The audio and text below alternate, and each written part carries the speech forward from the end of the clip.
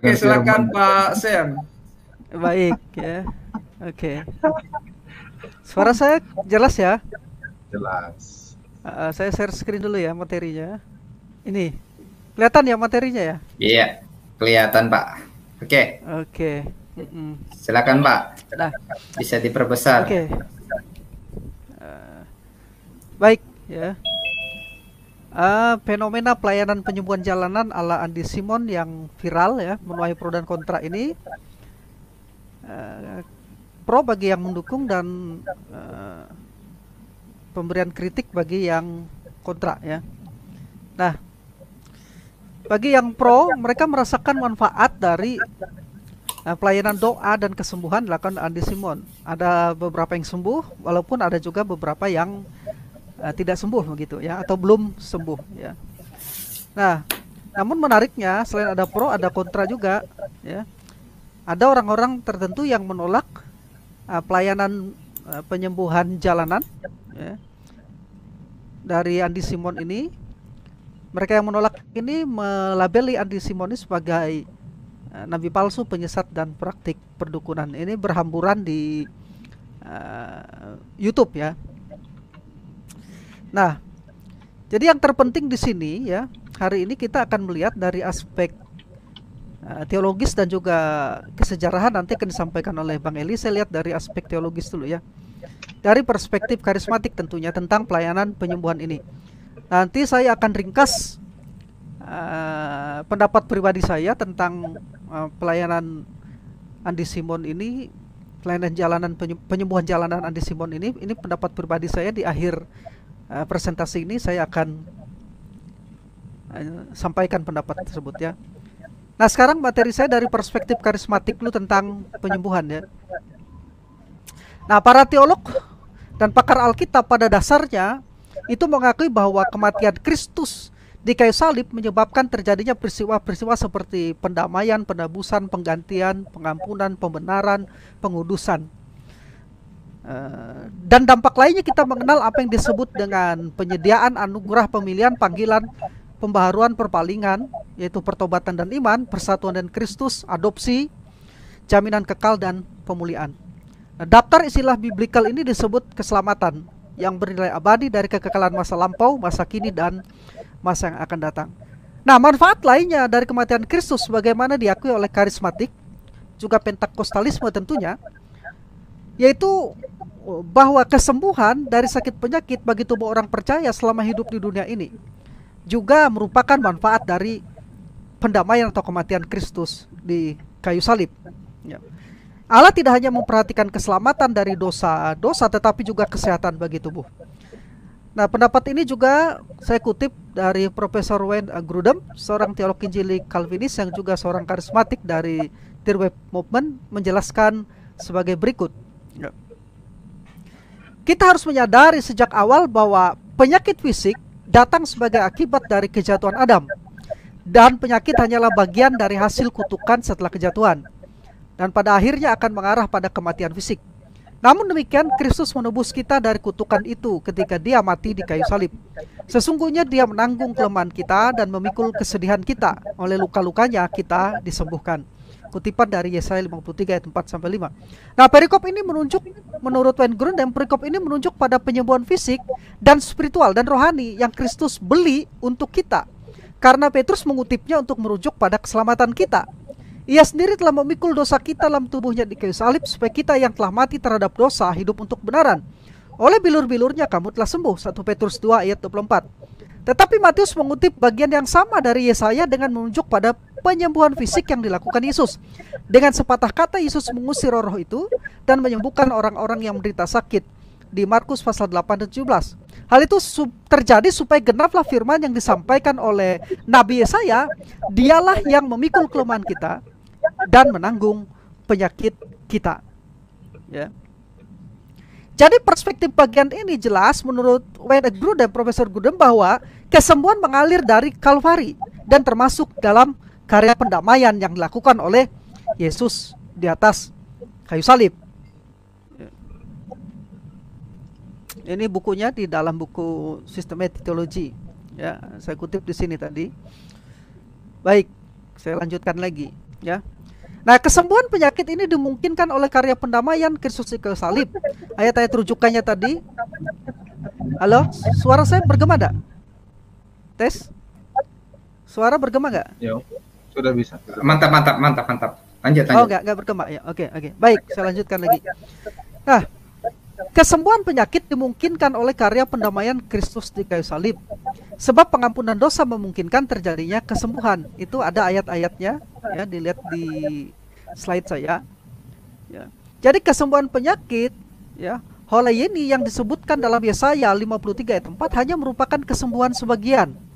Dalam 1 Korintus 13, Rasul Paulus mengatakan bahwa dalam zaman ini gereja hanya mengalami karunia-karunia rohani, termasuk kesembuhan ekmeiros atau yang tidak sempurna hingga kedatangan Kristus yang kedua kali. 1 Korintus 13 ayat 10.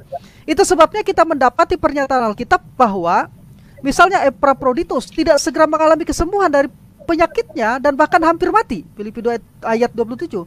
Timotius menderita penyakit pencernaan yang tidak disembuhkan secara sempurna. 1 Timotius 5 ayat 23. Dan Tropimus terpaksa ditinggalkan oleh Paulus di Miletus karena sakit. 2 Timotius 4 ayat 20. Bahkan Paulus secara fisik juga mengalami sakit dan dia telah berdoa berulang-ulang, ya, tapi belum mengalami kelepasan dalam hal penderitaan tersebut, ya.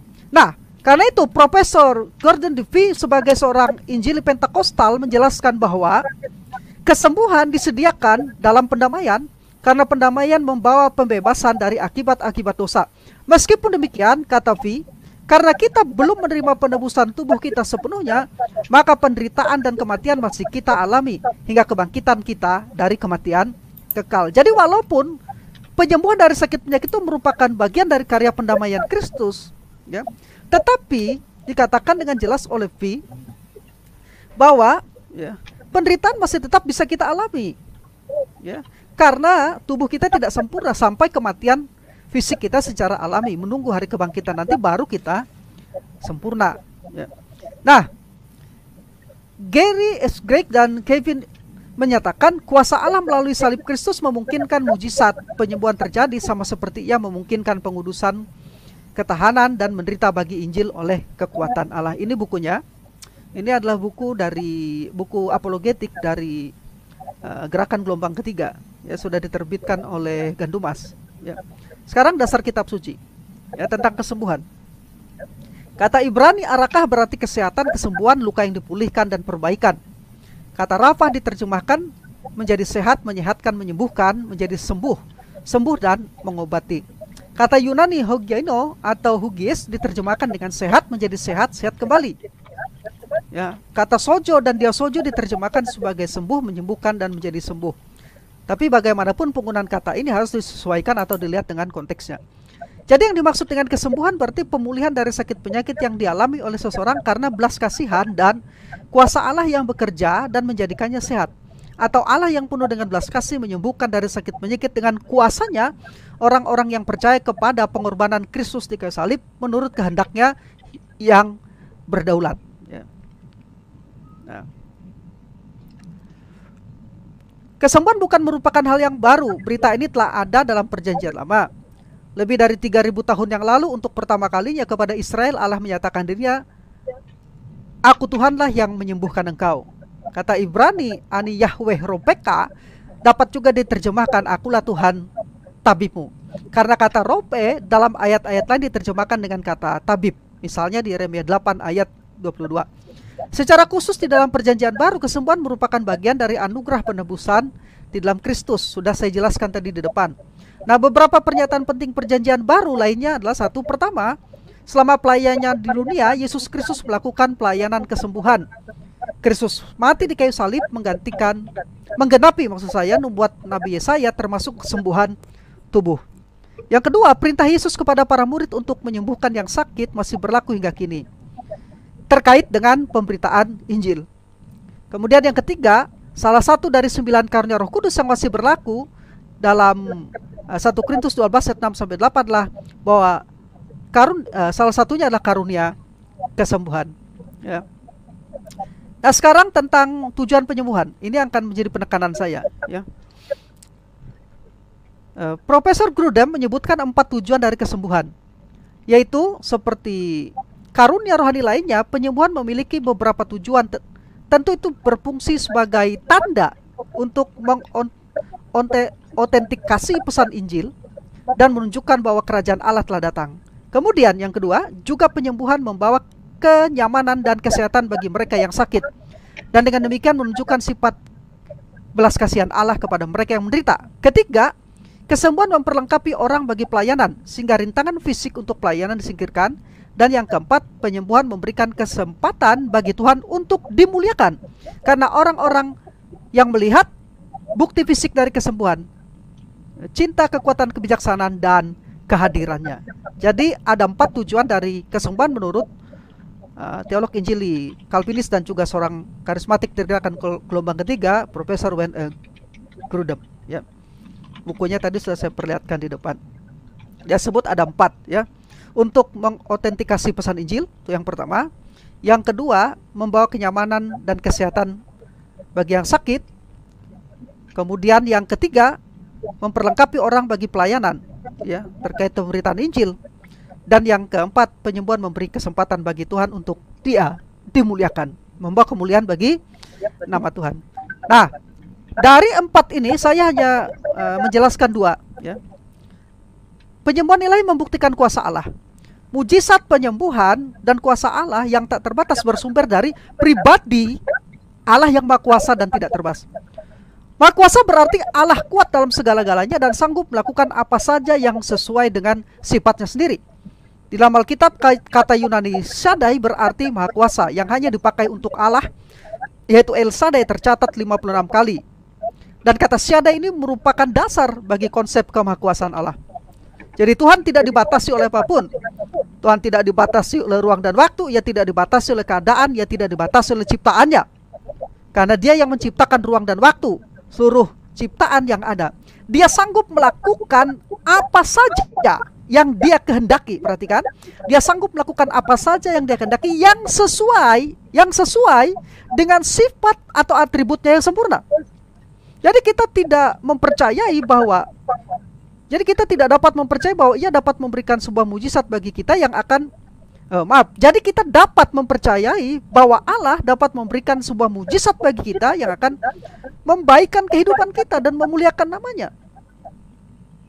Yesus di berbagai kesempatan menyembuhkan untuk menarik perhatian dan untuk meneguhkan pesannya. Ya. Nah, sebenarnya pada masa itu diharapkan bahwa penyembuhan ilahi akan menjadi surat mandat dari Sang Mesias atau Kristus. Ya. Jadi penyembuhan ilahi membuktikan kuasa Allah. Ya. Nah, Gereja Rasuli menetapkan surat mandatnya dengan cara menyatakan kuasa Allah berulang-ulang yang seringkali diperlihatkan melalui pelepasan fisik. Misalnya di 1 Korintus 2 ayat 4. Berbagai tanda dan keajaiban termasuk penyembuhan adalah tanda yang menyertai yang dengannya Allah memberkati pemberitaan Injil pada abad pertama serta meneguhkan firman itu. Ya.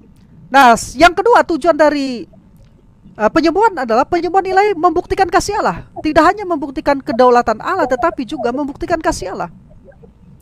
Memang benar Kristus menyembuhkan untuk mengesahkan pesannya atau berita Injil yang dibawa.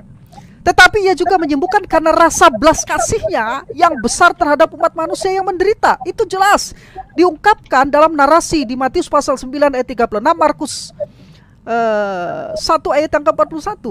Ya. Sifat dasar Allah adalah mengasihi, 1 Yohanes 4 ayat yang ke-8. Jadi penyembuhan adalah penerobosan kasih itu dalam dunia yang terbelenggu oleh dosa. Di satu pihak Yesus memperoleh kemenangan atas kematian oleh kebangkitannya. Di lain pihak efeknya tidak akan mengakhiri kematian bagi orang-orang percaya hingga saat kebangkitan kita, atau jika kita masih pada saat itu, hidup pada saat itu. Kita terangkat untuk bertemu dengan Tuhan di udara. Dengan cara ini kemenangan atas kematian telah dijamin dan rantai-rantai penyakit dipatahkan. Kasih Allah dinyatakan dalam persediaannya dalam gereja untuk lepasan ilahi dari penderitaan fisik. Nah, sebagai tambahan perlu ditegaskan bahwa teologi kesembuhan yang alkitabiah yang secara konsisten mengakui bahwa kesembuhan dan kesehatan sebagai anugerah dari Tuhan. Profesor Michael L. Brown menjelaskan demikian. Ya. Di seluruh firman, penyakit dengan sendirinya tidak pernah ditampilkan sebagai hal yang baik. Jadi penyakit tidak pernah ditampilkan sebagai hal yang baik. Walau kadang-kadang penyakit diizinkan oleh Allah, dialami oleh orang percaya. Tapi gambaran Alkitab yang namanya penyakit tidak pernah ditampilkan sebagai hal yang baik. Meskipun kita dapat tumbuh melaluinya dan beberapa orang yang paling saleh di dunia ini sakit atau cacat. Dan penyembuhan dengan sendirinya tidak pernah disajikan sebagai hal yang buruk. Jadi penyembuhan tidak pernah disajikan sebagai hal yang buruk di dalam Alkitab. Menurut Profesor Michael L. Brown, dia adalah ahli biblika Perjanjian Lama. Selain itu, penyakit tidak pernah terhubung dengan berkat Allah, sementara itu sering dikaitkan dengan dosa atau setan. Perhatikan hubungan yang sering antara mengusir setan dan menyembuhkan yang sakit dalam Perjanjian Baru. Ya. Sebaliknya, masih menurut Profesor Brown, kesembuhan seringkali dihubungkan dengan berkat Allah. Untuk mengulangi, ini tidak berarti bahwa setiap orang percaya yang sakit menunjukkan kurangnya iman atau harus berada dalam dosa atau di bawah kuasa iblis. Tidak. Berapa banyak orang percaya yang telah disiksa oleh gagasan ini. Tetapi ini berarti bahwa teologi kesembuhan Alkitabiah yang konsisten akan mengakui kesembuhan dan kesehatan sebagai anugerah dari Allah seringkali merupakan tanda berkat dan rahmatnya. Sementara penyakit dan penderitaan akan dipandang sebagai kondisi negatif dalam dan dari dirinya sendiri. Dan itu akan menjadi tepat atau pas bagi kita untuk memohon kesembuhan dari Allah. Itu penjelasan dari Profesor Michael L. Brown. Ya. Ini bukunya di sini, Authentic Fire. Ya. Saya lewatkan saja ini bagaimana kuasa penyembuhan, kemudian sarana dan metode penyembuhan. Ya. Oke, terkait dengan sarana dan metode ini, ya saya akan jelaskan, ya, bahwa perlu untuk mewaspadai keterikatan penggunaan alat perantara dalam pelayanan kesembuhan, seperti penggunaan minyak, sapu tangan, kain, jubah, air, dan atau media lainnya. Beranggapan bahwa semua penyakit dapat disembuhkan dengan pengolesan minyak adalah sebuah kekeliruan. Di sini ada kemungkinan untuk munculnya anggapan seolah-olah minyak itu sama dengan minyak yang berkhasiat dan mengandung mistik. Demikian juga yang berlaku dengan air dan media lainnya. Juga perlu berhati-hati terhadap penggunaan sakramen perjamuan kudus dan atau sakramen baptisan air yang oleh orang-orang tertentu dijadikan sebagai perantara khusus untuk memperoleh kesembuhan. Memang, sekali lagi, Allah tidak dibatasi oleh media apapun. Tetapi tidak ada jaminan perjamuan kudus, baptisan air, atau minyak, urapan adalah alat yang khusus untuk kesembuhan dalam Alkitab. Tidak ada jaminan seperti itu. Tapi sekali lagi, Allah tidak dibatasi, dia bisa pakai media-media itu, ya.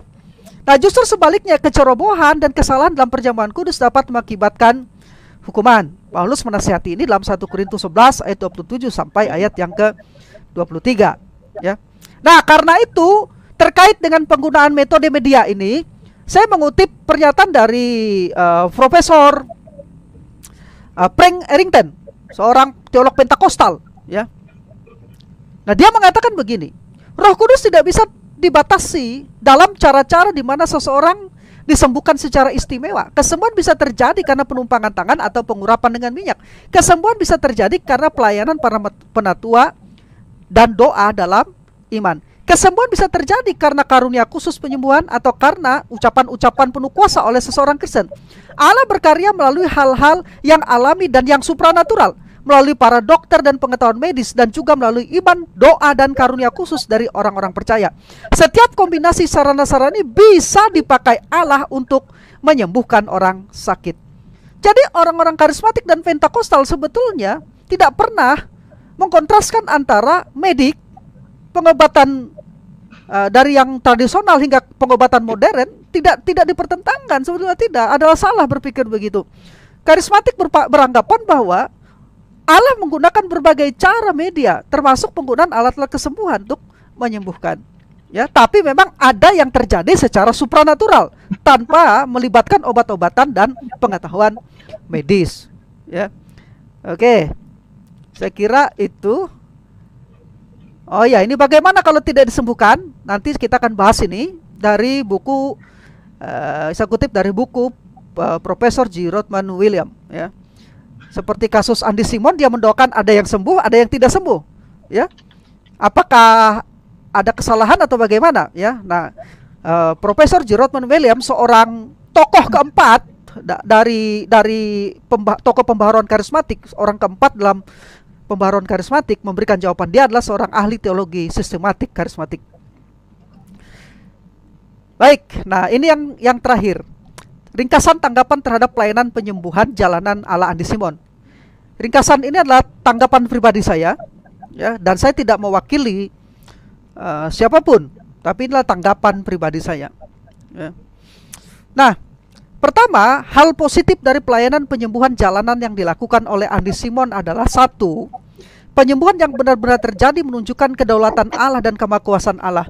Bahkan ketika kesembuhan belum terjadi atau tidak terjadi, atau itu juga tetap menunjukkan Allah yang berdaulat, bukan Andy Simon. Andy Simon hanya alat. Itu. Dan Andy Simon saya dengar di beberapa videonya, yang sempat saya dengar beberapa video, bukan semuanya. Karena saya pun baru beberapa hari ini mendengarkan videonya, ya. Nah, dia mengatakan saya hanya alat, Tuhan Yesus yang menyembuhkan, katanya berulang-ulang di video itu, ya. Nah, yang kedua, penyembuhan itu juga menunjukkan belas kasih Tuhan. Orang banyak yang datang berbondong-bondong dari kota di mana Andy Simon tinggal, bahkan dari berbagai kota di Indonesia, ingin mendapatkan kesembuhan. Nah, mereka ini seperti domba yang tidak bergembala. Mereka seperti tuaian menguning yang siap untuk dituai. Mereka perlu diarahkan dan dituntun kepada Kristus Tuhan, Juru Selamat dan Gembala Agung itu. Jadi selama Andy Simon tidak mengaburkan pemberitaan Injil dengan penyembuhan, saya pribadi akan mendukung dia. Jadi pemberitaan Injil harus merupakan hal yang utama, ya, di dalam pelayanan itu, begitu. Selama pelayanan kesembuhan tidak mengaburkan berita Injil, ya, saya tetap mendukung. Saya akan mendukung Andy Simon. Setidaknya mendukung dia, karena Yesus katakan siapa ada di pihak kita, siapa tidak melawan kita, dia ada di pihak kita, ya. Nah, yang kedua, hal negatif dari pelayanan penyembuhan jalanan yang dilakukan oleh Andy Simon. Kalau ada hal positif, tentu ada hal negatif dong, ya. Nah, ini masih sekali lagi pendapat pribadi saya. Saya tidak mewakili siapapun, ya, walaupun saya memposisikan dia sebagai teolog karismatik. Hal negatif dari pelayanan penyembuhan jalanan dilakukan oleh Andy Simon adalah, yang pertama, bisa terjadi pengkultusan individu. Di sini bahaya kejatuhan bisa terjadi. Di dalam sejarah gereja ada beberapa buku, ya, di lemari perpustakaan saya, dalam sejarah para gerakan penyembuhan, ya, itu ada orang-orang yang akhirnya menjadi sombong karena dikultuskan, gitu. Dan ini menjadi awal dari kejatuhan mereka, gitu, ya. Bahaya dari pengkultusan. Jadi akhirnya orang tidak mencari Yesus tapi mencari, katakanlah, Andy Simon. Ini bahayanya, ya. Nah, yang kedua, ya, metode mendoakan orang sakit kurang memperhatikan etika dan norma. Saya ada lihat beberapa videonya, hanya beberapa video. Semoga Andy Simon itu memperhatikan ini, ya. Ini perhatian saya, begitu. Metode mendoakan orang sakit kurang memperhatikan etika dan norma. Misalnya di dalam video mendoakan dengan mendorong atau memukul atau meninju, ya. Bahkan menumpangkan tangan, maaf, di bagian dada kaum wanita, ya.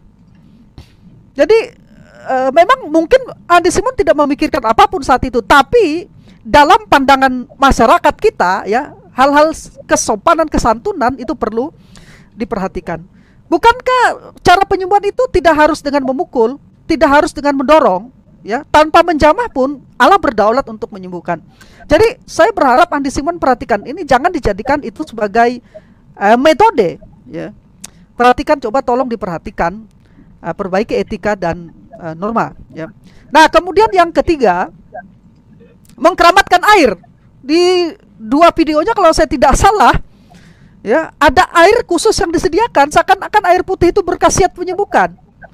Nah, ini nanti wajar saja kalau ini dianggap mirip dengan praktek perdukunan oleh beberapa pengkritik, gitu, ya.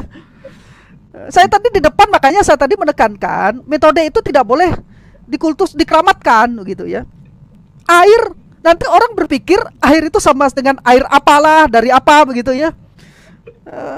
Maklumlah pemikiran orang timur ini kan agak dekat-dekat sinkretisme, gitu, ya. Nah, jadi tolong ini diperhatikan baik-baik, ya. Saya tadi mengatakan di depan, Allah bisa menggunakan media apa saja, tapi itu tidak boleh dipatenkan, begitu, ya. Nanti jadi keramat, ya. Oke, nah sekarang yang ketiga, ya. Kita seharusnya tidak perlu tergesa-gesa menuduh Andy Simon itu nabi palsu, pengajar sesat, dan praktek perdukunan. Seperti yang dituduhkan oleh beberapa orang di YouTube ya. Apalagi menggunakan ayat Alkitab Matius 7 ayat 22 sampai ayat 23 untuk menyudutkan Andi Simon. Ya. Terlalu dini. Nanti kalau benar-benar Andi Simon ini berasal dari Tuhan pelayanannya, yang menuduh ini justru nanti menyampaikan hal-hal yang tidak baik begitu. Nah, secara pribadi sejauh ini dalam pengamatan saya, Andi Simon mengasihi Yesus. Saya pernah melihat videonya waktu dia terkena COVID-19. Ia tetap setia kepada Kristus, ia menyembah Kristus, ia memuji Kristus. Nah, soal cara pelayanannya mungkin ekstrim bagi orang tertentu. Namun ia juga sedang berproses. Perlu sadari Andi Simon ini sedang berproses. Dan Tuhan tahu bagaimana mendewasakan hambanya. Asalkan pelayanan kesembuhan tidak mengaburkan tugas utama pemberitaan Injil Yesus Kristus. Semua kita sedang berproses gitu ya. Yang keempat, yang terakhir ingin saya tanggapi adalah apa sebenarnya esensi yang dipersoalkan dari Andi Simon ini sehingga dia sampai viral begitu. Esensi yang dipersoalkan dari Andi Simon, seorang Andi Simon itu sebenarnya apa? Nah, lalu apakah yang dipersoalkan itu benar-benar esensial dalam doktrin kekristenan sehingga ia disebut penyesat, nabi palsu, bidat lah segala macam nanti ya?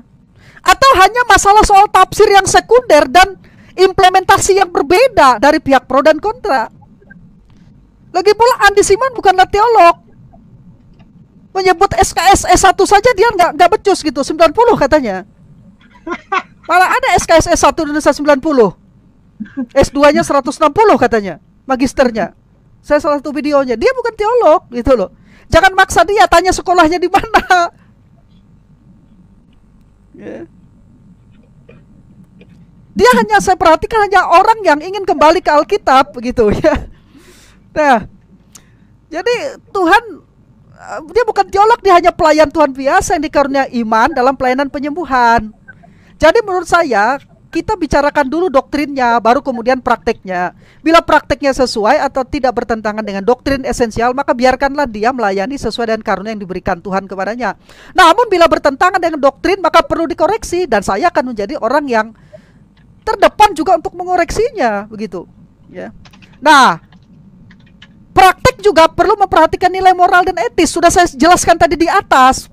Dalam pelayanan itu perhatikan nilai moral dan etis. Pedoman kita nasihat Rasul Paulus dalam 2 Timotius 3 ayat 16. Segala tulisan yang diilhamkan Allah memang bermanfaat untuk mengajar, untuk menyatakan kesalahan, dan untuk memperbaiki kelakuan, dan untuk mendidik orang di dalam kebenaran. Jadi kita lihat dulu doktrinnya. Tujuan firman Allah itu kan mengajar. Kemudian doktrinnya sudah jelas, nyatakan yang salah yang mana. Lalu kemudian memperbaiki kelakuan, termasuk moral dan etika. Kalau cara pelayanannya tidak sesuai dengan moral etika, harus diperbaiki gitu praktek-praktek itu. Supaya apa? Supaya mereka terlatih di dalam apa? Di dalam kebenaran. Ya, nah itu tadi 4 tanggapan saya, pendapat pribadi saya terhadap Andi Simon. Itu saja dulu yang saya bagikan. Koram Kristo, terima kasih. Nah, bagaimana jika kesembuhan tidak terjadi? Ya, saya mengutip dari buku Profesor J. Ruthven William, orang keempat pelopor gerakan karismatik. Ya. Jika kesembuhan belum terjadi, apakah ini berarti bahwa orang yang melayani tidak memiliki karunia kesembuhan? Ya. Nah, jawaban yang diberikan oleh Profesor Ruthven William adalah seperti ini. Yang pertama, orang yang didoakan mungkin tidak memiliki iman untuk menerima kesembuhan. Itu yang pertama, kemungkinan yang pertama. Yang kedua, orang yang didoakan mungkin memiliki beberapa halangan berdosa yang perlu disingkirkan agar kesembuhan terjadi. Ada contoh-contohnya di dalam Alkitab, di ayat-ayat itu. Yang ketiga, pelayanan dalam karunia meskipun benar-benar merupakan berkat Tuhan, tidak selalu berlaku untuk setiap penyakit begitu. Ya. Seperti dijelaskan oleh Bang Eli tadi, ya, dan juga sudah saya jelaskan depan, ya, bisa jadi kesembuhannya berproses juga melewati bantuan medis begitu. Ya. Nah, atau yang keempat, bisa jadi Tuhan mengendaki penyakit ditangani dengan cara lain selain melalui pelayanan dalam karunia. Ya. Jadi apabila terjadi kegagalan di dalam pelayanan, contoh Andi Simon mendoakan orang dan dia tidak sembuh, tidak serta-merta dia langsung nabi palsu begitu, karena dia tidak sembuh mendoakan orang sakit. Bukan begitu teologi karismatik. Pentakostalisme guys sudah dijelaskan tadi dari sisi karismatik saya dan dari si Pentakostalisme oleh Bang Eli tadi, jelas bukan pemahaman teologi kesembuhan, bukan seperti itu begitu ya. Dan karunia kesembuhan tidak diberi otoritas oleh Tuhan untuk mengosongkan rumah sakit, tidak ada. Pemahaman teologi karismatik tidak seperti itu. Ya, tidak ada di dalam ajaran kami bahwa rumah sakit itu harus dikosongkan, tidak ada. Ya, bukan begitu pemahamannya, ya. Nah, jadi memang wajar ada yang disembuhkan dan ada yang tidak disembuhkan. Jadi kita melihat kemungkinan dalam Alkitab mengapa tidak disembuhkan. Dan Profesor J. Rothman Williams sudah memberikan setidaknya ada 4 kemungkinan itu, ya. Nah, itu saja yang saya tambahkan dulu. Ya. Ya. Baik. Nanti saya hubungkan. Ada 2 pertanyaan nih, Pak. Ya. Saya mencoba nanti ya. Kaitannya langsung ke kitab suci saja. Indikator kita kan kitab suci ya. Bahkan di dalam Matius 7 ayat 22 sampai 23 orang memakai nama Yesus loh. Itu kan kurios. Kan mengacu kepada Yesus. Kami bernubuat demi namamu, mengusir setan demi namamu, mengadakan mujizat demi namamu. Itu kan memakai nama Tuhan loh. Tapi aku tidak mengenal kamu gitu. Nah, karena saya sudah mengutip ayat itu, saya ingin menjelaskan ini dulu begitu ya. Karena ayat inilah yang biasa dipakai untuk mengatakan bahwa orang-orang yang melakukan mujizat saat ini ya, itu berasal dari setan gitu, nabi palsu dan lain sebagainya. Ya.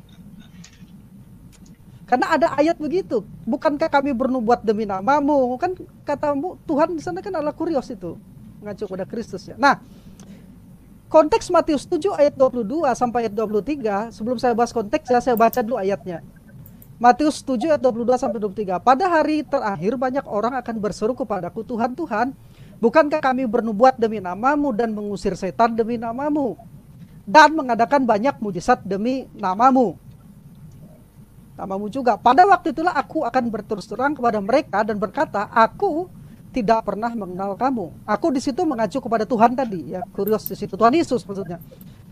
Nah, kalau kita melihat konteks Matius 7 ayat 22 sampai 23, ini tidak boleh lepas dari ayat-ayat sebelumnya gitu. Ayat 22 dan 23 ini tidak boleh dilepaskan dari ayat-ayat sebelumnya, khususnya ayat 15. Di mana Kristus sedang berbicara kewaspadaan terhadap nabi-nabi palsu yang berusaha mengelabui orang-orang percaya dengan cara penyamaran atau pemalsuan. Apa itu pemalsuan? Pemalsuan adalah upaya untuk menyerupai yang asli, tetapi tidak memiliki mutu atau kualitas seperti asli. Kata lain untuk palsu adalah tiruan atau imitasi. Ada uang asli, ada uang palsu. Ada emas asli, ada imitasi. Misalkan, ya. Jadi yang palsu itu tidak bermutu begitu ya. Nah, di sini kata Yunani pseudopropeton yang digunakan berarti nabi-nabi yang menyampaikan pesan berisi kebohongan. Kita harus membedakan antara kebohongan dengan kesembuhan tidak terjadi begitu. Seperti yang ada yang disembuhkan, ada yang tidak disembuhkan, lalu kita anggap ini sebagai sebuah kebohongan. Tidak. Teologi karismatik Pentakostal juga sudah saya dan Pak Eli jelaskan di depan. Juga tidak percaya bahwa semua orang disembuhkan gitu. Tidak. Ya. Tapi itu tidak sama dengan kebohongan, tidak. Ya. Nah, jadi tidak sama dengan yang dimaksud dengan kata pseudopropeton tadi yang digunakan untuk menunjuk kepada nabi-nabi palsu yang menyampaikan pesan kebohongan. Nah, kemudian orang-orang yang bernubuat mengusir setan dan mengadakan banyak mujizat dalam ayat itu bukan orang percaya sejati. Perhatikan, makanya mereka disebut nabi palsu. Mereka bukan orang percaya sejati. Bernubuat mengusir setan dan mengadakan banyak mujizat. Dari mana kita tahu bahwa mereka bukan orang percaya sejati, bukan orang yang lahir baru, bukan orang yang diselamatkan? Dari pernyataan Kristus sendiri. Yesus sendiri mengatakan, aku tidak pernah mengenal kamu. Tuhan sendiri tidak mengenal mereka. Ini jelas dari kata-kata Yesus sendiri, nabi-nabi palsu itu menyamar seperti domba. Jadi mereka bukan domba tapi menyamar. Artinya mereka memang tidak pernah diselamatkan. Bukan bagian dari tubuh Kristus, dari orang-orang percaya, tidak. Makanya dikatakan mereka menyamar. Mereka bukan domba, mereka menyamar. Mereka adalah serigala.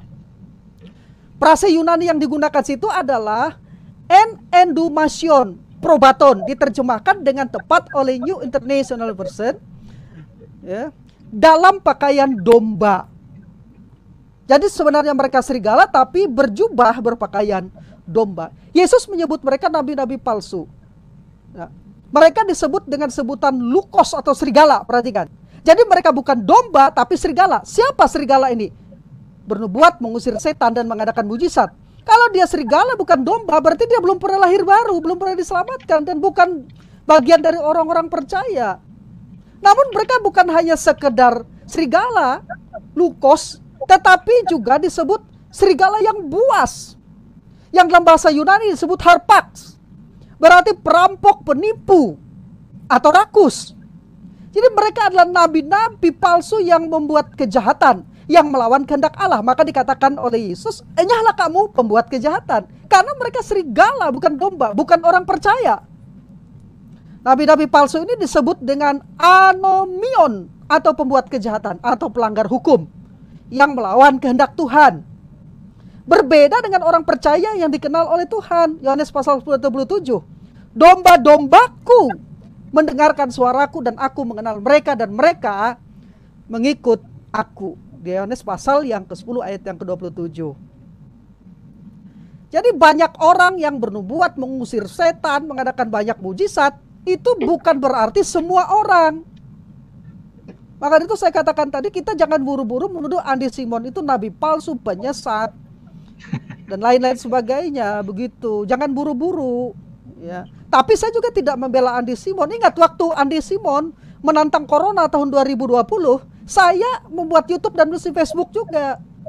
Jangan seperti itu, saya bilang. Saya yang mengkritik dia waktu dia tantang-tantang corona, ya. Akhirnya dia juga kena corona. Saya tahu itu adalah proses pembelajaran dari Tuhan untuk dia, supaya dia paham kuasa itu bukan milik dia, tapi milik Allah yang berdaulat. Dan ketika dia mendoakan orang, tidak semua orang sembuh, dia harus bersyukur. Kenapa? Karena mujizat bukan punya dia, tapi punya Allah, begitu. Ya. Bisa saudara cek di Facebook saya, di kronologinya, ya, atau di BFM channel itu. Ada saya menanggapi Andy Simon itu waktu dia petenteng dengan COVID-19. Ya. Jangan seperti itu, tidak boleh. Ya. Jadi banyak orang itu bukan semua orang loh. Ya, memang ada begitu, ya. Nah, jadi kita melihat di sini, ya, pasti ada yang namanya pemalsuan, pasti. Nah, lalu yang terpenting ialah bahwa nabi-nabi palsu ini dapat dikenali orang percaya dari apa? Dari buahnya. Nabi-nabi palsu itu dapat dikenali dari buahnya. Kristus mengatakan dari buahnya lah kamu akan mengenal mereka. Matius 7 ayat 17. Jadi ayat 22 dan ayat 23 tidak boleh lepas dari ayat 15, 16, 17 dan ayat-ayat sebelumnya itu. Dari buahnya lah, karena Yesus bilang di ayat 15 waspada terhadap nabi-nabi palsu. Dari buahnya kamu mengenal mereka, kata Kristus. Jangan langsung lari di ayat 22, 23 tanpa melihat ayat 15, 16, 17. Ini kan ada hubungan yang jelas di situ. Ya. Yang dimaksud dengan buah di sini bukan hanya pekerjaan berupa kemampuan untuk bernubuat, mengusir setan dan penyembuhan, tidak. Melainkan kemurnian ajaran, motivasi dan karakter hidup. Perhatikan, kemurnian ajaran, motivasi dan karakter hidup. Bisa dibandingkan 2 Petrus 2 ayat 1 sampai ayat 22. Yang sesuai dengan apa? Dengan kehendak Allah. Karena Matius 7 atau 21 bicara tentang kehendak Allah. Tidak semua orang itu melakukan kehendak Allah. Mereka yang melakukan mujizat, nubuat sebagainya. Ya. Nah, dari buahnya kita tahu. Jadi ayat ini tidak dimaksudkan untuk menyatakan semua nubuat, mujizat kesembuhan itu palsu, berasal dari setan, ya, bukan dari Tuhan, melainkan peringatan kepada orang Kristen untuk mewaspadai kepalsuan.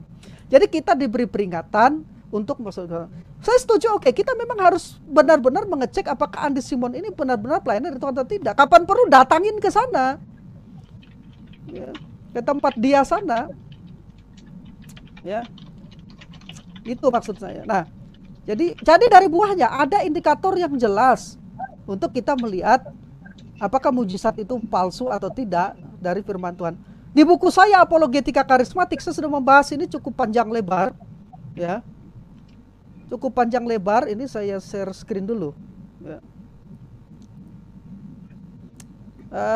Bagaimana kita menguji Yang palsu dengan yang asli itu paling tidak ada 6 atau 7 kriteria yang saya sebutkan untuk membedakan yang asli dari yang palsu. Saya tidak bicarakan di sini, ya.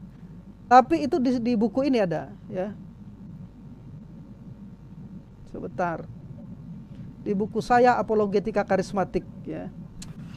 Sebentar, ini, ya. Oke, itu saja dulu. Lanjutkan, silakan. Bisa saya tambahkan dikit. Jadi begini, ya. Sah-sah saja dia berdoa dalam nama Yesus kamu pasti sembuh. Tapi di dalam pandangan teologi karismatik itu kan, kesembuhan itu kedaulatan Allah. Tadi di depan saya bilang untuk menyatakan kedaulatan Allah. Walaupun dia bilang kamu sembuh, bilang Tuhan tidak, sudah cukup deh, ya mati dia gitu. Saya adalah orang yang sangat percaya kedaulatan Allah gitu. Tapi orang mengekspresikan imannya tidak ada larangan di dalam Alkitab. Dia mengekspresikan keyakinannya begitu, imannya, dan ini bisa saja dia gagal gitu. Karena tidak bersesuaian dengan kehendak Tuhan gitu. Kesembuhan itu adalah kedaulatan Tuhan, tapi memohon kesembuhan itu adalah anugerah yang disediakan bagi kita tadi disebutkan. Disediakan Allah dalam Yesus Kristus begitu itu anugerah begitu. Ya. Pemberian Tuhan begitu ya. Nah, jadi tetap kembali kepada kedaulatan Tuhan gitu. Ya, jadi sah-sah saja kita minta seperti itu dan iman pun bisa gagal gitu ya ketika kita melakukan sesuatu ya. Jadi teologi karismatik tidak pernah mengajarkan bahwa kita mendoakan orang itu pasti atau harus sembuh. Tapi ketika kita dengan keyakinan mengekspresikan, tidak ada masalah situ. Kita sedang mengekspresikan sesuatu yang kita yakini. Tapi jawaban sembuh atau tidak itu urusan Tuhan. Ya. Kalau tidak berarti kuasa punya kita dong. Di tangan kita dong. Sedangkan tadi di depan dikatakan kuasanya itu dari Tuhan, Tuhan yang menyembuhkan gitu loh. Ya. Oke, itu saja. Oke. Begini ya. Jangan apa yang disampaikan oleh kelihatan ya?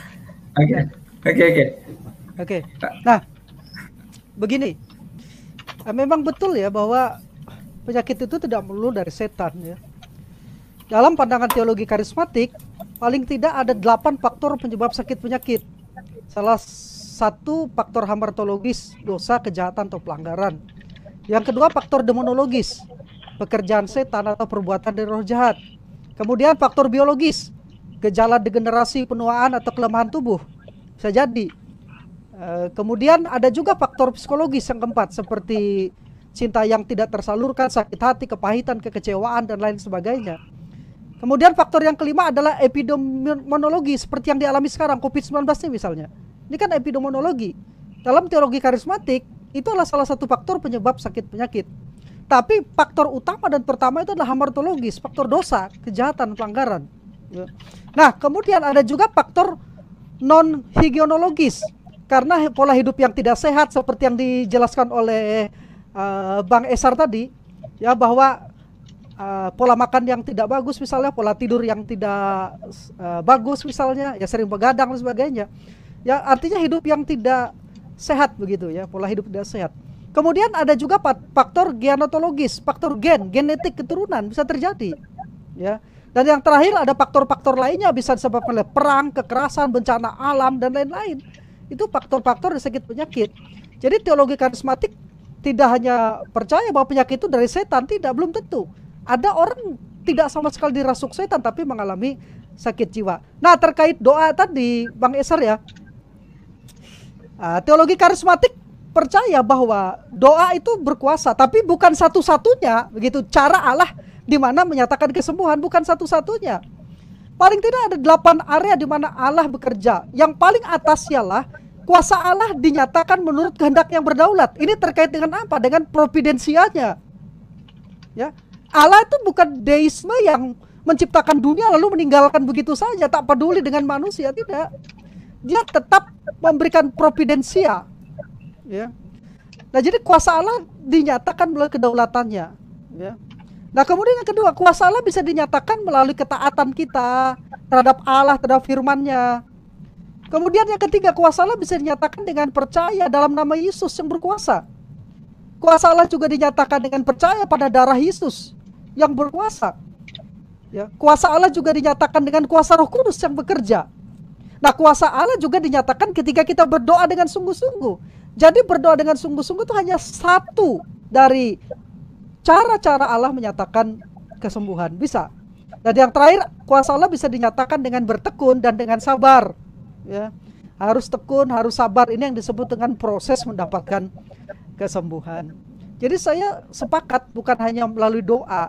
Ya, kalau masalah doa, ya saya juga sama seperti Bang Esar, tidak jago-jago amat. Ya. Maka saya jarang sekali mendoakan orang sakit. Ya. Tapi saya lebih suka mengajarkan firman Tuhan kepada mereka. Ya. Nah itu. Ya. Tapi saya percaya bahwa mujizat itu terjadi. Ya. Kecuali Allah tidak ada, maka mujizat tidak ada, begitu ya. Ya, kalau Rasul mati, nabi-nabi sudah tidak ada, bukan berarti mujizat tidak ada. Karena mujizat sumbernya dari Allah. Allah masih ada dan providensialnya masih dilaksanakannya. Maka mujizat ada. Tapi tadi mujizat itu tidak lazim. Ya, kalau sesuatu yang lazim bukan mujizat lagi namanya. Ya. Nah, itu posisi kita di sini bukan dalam rangka membela Andi Simon, tidak, tapi tadi dalam rangka mengkritisi dan juga memberikan edukasi supaya kita bisa menempatkan pada seobjektif mungkin dan dalam perspektif yang tepat, begitu. Itu saja. Terima kasih rekan-rekan. Terima kasih. Yang pertama saya sepakat dengan Bang Eli Tambunan tadi bahwa kita harus memberikan pengawasan ya terhadap kegiatan-kegiatan dari Andi Simon ini. Nah, kata lainnya adalah kita perlu mengujinya. Ya. Nah, seiring berjalannya waktu, ya, kita akan melihat nantinya. Maka di depan tadi saya membicarakan tentang hal-hal yang bisa menjadi negatif nanti dalam pelayanan penyembuhan jalan itu, misalnya pengkultusan individu, kemudian teknik-teknik pelayanan yang akan menjadi keramat, bukan keramat ya, keramat ya, yang dikeramatkan. Ya. Nah, intinya ialah bahwa kita percaya bahwa mujizat masih terjadi, ya. Tetapi mujizat itu sendiri bukan merupakan fokus, ya. Kesembuhan masih terjadi, tapi itu bukan fokusnya. Ya.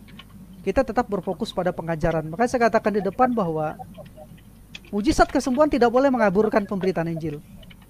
Kita melihat tuaian banyak, ya. Kita melihat orang-orang yang tidak tergembalakan, itu adalah kesempatan untuk memberitakan tentang Yesus Tuhan dan Juru Selamat. Dialah penyembuh itu. Dia bukan hanya sekedar penyembuh fisik, tetapi dia juga Juru Selamat bagi dunia yang bisa menyelamatkan kita.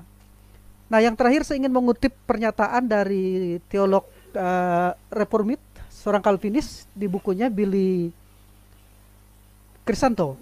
Ini bukunya. Ya. Dia mengatakan begini. Saya coba kutip ya. Di halaman 181. Ketika membahas 1 Korintus pasal 12 1-11, ia menjelaskan demikian. Yang berikutnya adalah karunia untuk menyembuhkan, maksudnya itu menyembuhkan penyakit fisik. Kita jangan berusaha merohanikan dengan menafsirkan ayat ini dalam pengertian penyembuhan secara rohani. Kalimat ini betul-betul berarti penyembuhan secara fisik, sekalipun di dalamnya termasuk juga penyembuhan jiwa. Dan dengan jujur kemudian Billy Crisanto di dalam buku ini juga mengatakan begini, mengakui, kita tidak perlu panik kalau di gereja kita tidak ada karunia menyembuhkan. Karena sekali lagi karunia mengikuti kebutuhan. Kalau tidak ada kebutuhan, Tuhan tidak akan kirimkan. Menurut statistik, karunia menyembuhkan banyak terjadi di tempat-tempat yang sulit mendapatkan kesembuhan secara alami. Sehingga mereka mendapatkan kesembuhan secara khusus, kesembuhan ilahi. Jadi saya menganggap bahwa saat ini, ya, ini tanggapan saya terhadap pernyataan Billy, ada kebutuhan yang besar akan penyembuhan. Ya, sehingga kesembuhan itu bisa terjadi. Yang dipakai Tuhan sebagai alatnya adalah Pastor Andi Simon. Ya, nah itu juga sudah saya jelaskan di sini di dalam buku saya Apologetika Karismatik. Ya, ini sekalian promosi juga. Ya, ya. Jadi pernyataan Dr. Billy tadi saya kutip di sini di buku saya Apologetika Karismatik tentang pelayanan kesembuhan itu. Itu saja. Tuhan memberkati kita semuanya. Shalom. Puji Tuhan, channel Koram Kristo nanti ke bagian bukunya ini.